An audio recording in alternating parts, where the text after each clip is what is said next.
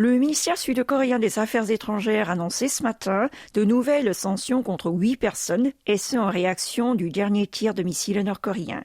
Ces mesures visent notamment Lee Chang-ho, le directeur du Bureau général de reconnaissance de la Corée du Nord, Park Yong-han, le directeur de Beijing New Technology, et Yoon Chol, l'ancien troisième secrétaire à l'ambassade de Corée du Nord en Chine.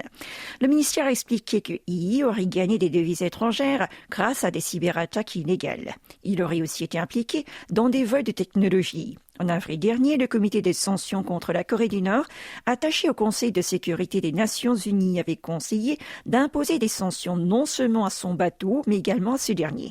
7 autres personnes sont soupçonnées d'avoir collecté des fonds dédiés au développement d'armes. Park aurait lui échangé pour le compte de la Korea Mining Development Trading Corporation des produits d'armement.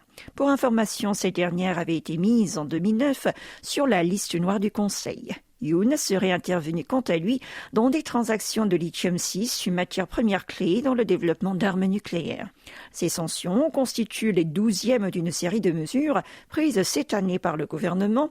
Au total, 83 individus de 53 organisations font l'objet pour avoir aidé Pyongyang d'une manière ou d'une autre. Séoul a rappelé de son côté que le régime de Kim Jong-un payerait pour ces provocations et qu'il coopérera plus étroitement avec les États-Unis et le Japon pour l'empêcher de poursuivre ses bravades.